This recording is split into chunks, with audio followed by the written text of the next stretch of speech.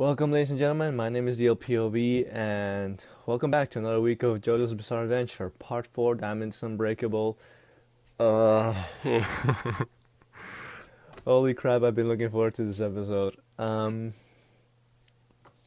story short, there are these guys who I follow, these Let's Players, the Super Best Friends Play, and during one of their podcasts, they brought up the fact that in one of the series, one of the parts, there's one of the protagonists who punches a plate of spaghetti because he found it suspicious.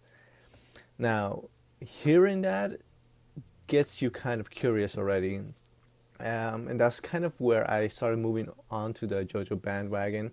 And I started getting really into JoJo myself. I started reading the manga, watching the anime. I believe that I started getting around the anime and the series in general around the time that Part 3 was coming out, the newly released Part 3. So it was pretty recent, and since then, it's JoJo's Bizarre Adventure has become like my second favorite series of all time, manga series of all time. And then like this chapter basically is what got me to the series in general. So I was so looking forward to this episode. Now, let me just get over to the overview. I apologize if this video seems a little bit chaotic. It's just that I'm a little bit hyped. They did the episode justice, I'll admit that. So let me just get into the overview. The episode starts off with this eerie kind of scenery where this chef is cutting something off. You see like innards coming out, and it's just this really grim feeling. By the way, this was not in the manga, so this wasn't scene added to create atmosphere to the episode, which it did a great job in. Then we turned over to Okuyasu and Josuke, who are coming. What appears to be they're coming back from Keisho's grave, if I'm not mistaken, which is a little bit interesting to hear that since next week's episode is called Chili Peppers, and the manga readers know what's coming up. So yeah, it's pretty interesting to see them coming from there and making this little in-between stop episode. Okuyasu really feels like eating it. Visiting this new restaurant, that he understands that it's an Italian restaurant and he wants to try it out. So when they arrive and they come in, he's asking for the menu, and the chef, who is Tonio Trendy, if I'm not mistaken, in the manga his name is Tonio Trussardi. Yeah, Tonio Trussardi is his actual name in the manga, but in the anime it's Tonio Trendy. He introduces himself as an Italian chef who traveled around the world and tried to absorb all kinds of recipes, all kinds of techniques to create this food. And he tells Okuyasu that there is no menu, that his menu is based on the customer. And when Okuyasu getting a little bit upset, a little bit bothered by it, he looks like he reads Okuyasu's hands, and he notices all kinds of problems. He's had diarrhea, he has a bad left shoulder, he has some cavities, he has issues on his foot. And Okuyasu is shocked by this. He doesn't understand what's going on, and basically, this Tonio Trussardi, he goes off screen. He brings him a little bit of water, and I'm not going to spoil too much. If you watch the episode, you know what it is. If you haven't watched the episode, go watch it. But long story short, a lot of the dishes that the chef makes ends up affecting Okuyasu's body. At first, he seems a little bit fucked up because the side effects are a little bit, they appear really fucked up, but they end up helping Okuyasu at the end. And Josuke doesn't understand what the fuck's going on. He knows that like there's a stand being used here, so he decides to run to the back to look up what the fuck this chef is doing, and he sees that the chef is giving this cute little puppy, some meat. And when he turns it around and notices Josuke looking at him, he gets this fucked up face, this angered face, and he comes after Josuke. Josuke notices that the puppy, after eating the meat, his innards start coming out, blood starts coming out, and it's really this fucked up kind of horror, I would best describe it, scene that Jojo that does so well. Um, Josuke turns around to see Okuyasu eating more of the food that the chef is making, and his innards start popping out of his stomach. And then, just as Tonio is about to smash Josuke with what looks like a brick, he hands him a soap, and he tells him that the reason why he was upset at Josuke was because he entered his kitchen without cleaning washing his hands. In other words, entering his kitchen dirty. And the biggest enemy of a chef are in the kitchen are germs. Turns out Tonio is actually a good guy. He never meant any wrong, and he was just cooking food because he really liked making food and helping other people.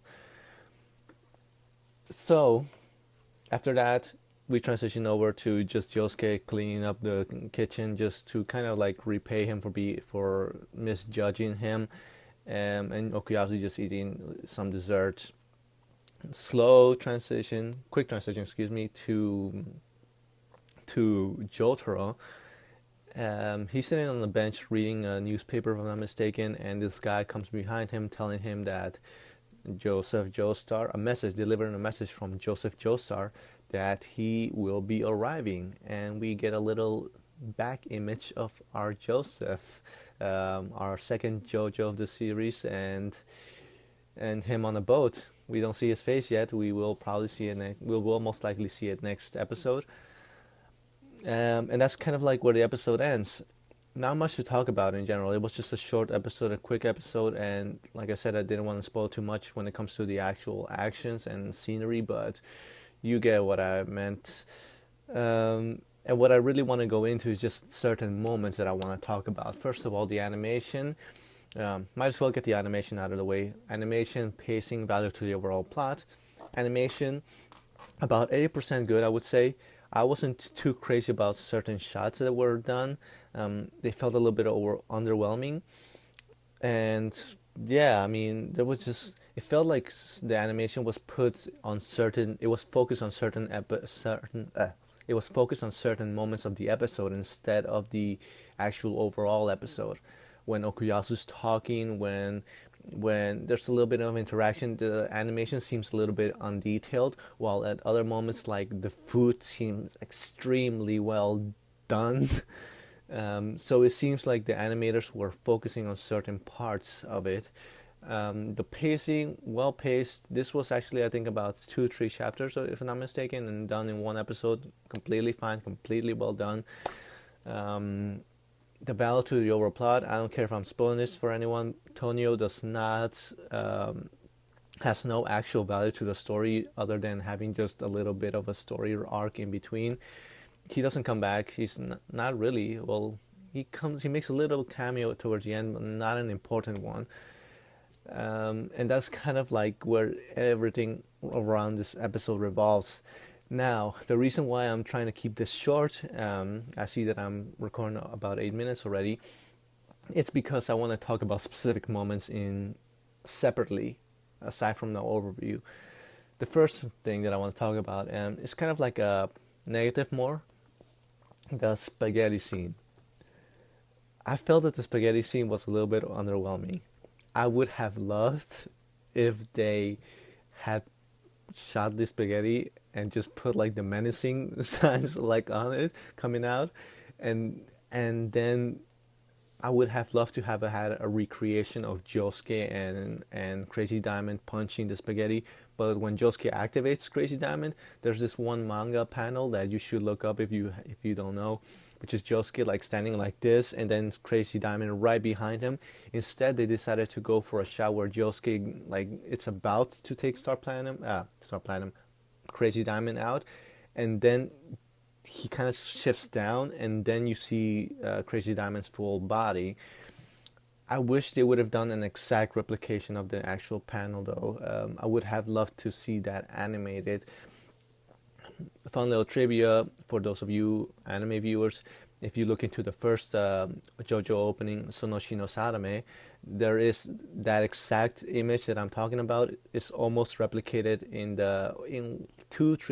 1 second or 2 seconds of the opening in the very beginning, where they're showing off all the JoJos. Next up, We didn't get an opening this week. I do not mind it, as I've mentioned before, and this will be the last time that I talk about it. I'm not too crazy about the little remix that they put in between, so I wasn't too upset about not hearing the opening this week.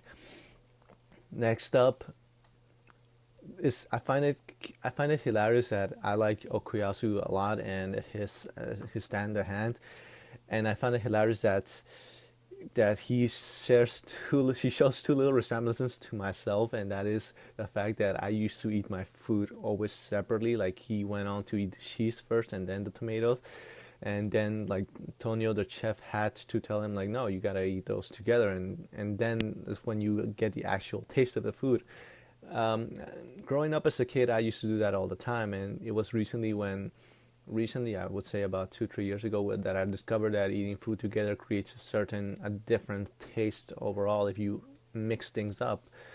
So that was kind of interesting. Also, the fact that he can't eat spicy food. I'm sensitive to spicy food, so that was a little bit hilarious for me. Um, Worth noting that this is possibly one of the first. This is I know actually this is the first stand user who we've encountered that's had good intentions, other than the protagonists who's had good intentions and never meant any harm from the beginning. If you look at the previous parts, Stardust Crusaders, all the stand users that are introduced to us, aside from the protagonists like Joseph, uh, they all had Joseph and Abdul. They all had like more menacing intentions, I would say, at first. Like Kakyoin and Polnareff, they were enemies at first until they got switched over.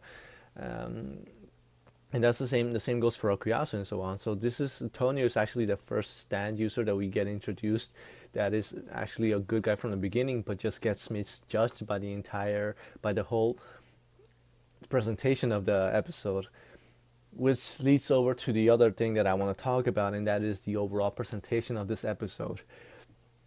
They did this episode so much justice. I love it.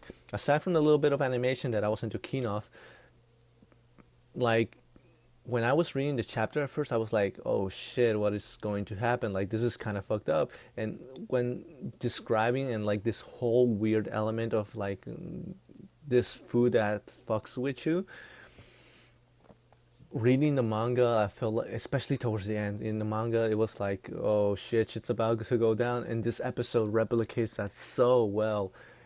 It doesn't forcibly put Tonio as a bad guy or shows him off as a bad guy every single time. It's just during certain parts, the beginning, certain little weird shots when he's talking to Yosuke, and towards the end when you see like this fucked up, angry Tonio face.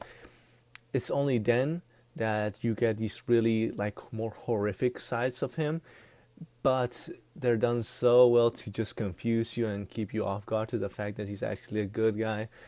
So there's not much I could say. I'm just so happy like that they did this episode justice. Next week we will be getting Joseph Joestar. I'm curious about that. Chili Pepper Part 1, so there's going to be multiple episodes of this. I can understand if they prolong this to be 3 parts. I wouldn't be surprised if that's what happens right now. Let me just give me a second to check something out. So this is episode 10. A season usually lasts about 12 to 13 episodes, up to 14 episodes if I'm not mistaken. So I'm curious whether or not if this character, who I already know who he is, if he's going to be the final villain for this season. And will we be left with a cliffhanger transitioning over to the next season or not? I don't know, because we already got all the characters shown in the beginning and the opening. So we only got their silhouettes, but we got them kind of introduced. But Tonio is the last stand user that we actually get animated around the end of that opening. This opening. So I'm pretty convinced that this might be the last couple of episodes that we get for this season, at least, and then we'll have to wait for the next anime season to see the rest of part four. I'm curious. I don't mind. I don't honestly don't mind it. The wait is of course not pleasant, but the fact that we will be getting a new opening, a new ending, just give me more JoJo openings and endings. Bring them over. I love them. I can't get enough of them. So that's one positive thing about that. My name is DLPOV. I review anime, manga, the Naruto chapter 2 when the moment I get a chance to read it when it comes out. Like, I'm definitely gonna review that as well. I review occasionally retrospective of old movies I'm working on. I have some videos almost unedited. Still need some editing done, but otherwise, my name is DLPOB. Thank you for watching this video. Hit that subscribe button down below. I get hype of JoJo every week whenever there's a new episode coming out. And please hit the like button down below. Comment down below what you thought about this episode. Did you find the spaghetti scene a little bit underwhelming? Did you like it? What did you like about this episode? What did you not like about this episode? I want to hear it all. Please, manga readers, avoid spoilers. If you're going to put spoilers, put them in all caps, spoiler warning. That way those who are anime only viewers just kind of don't, like, they know not to read those comments. I appreciate your time. I appreciate you watching. Have a good weekend. Bye.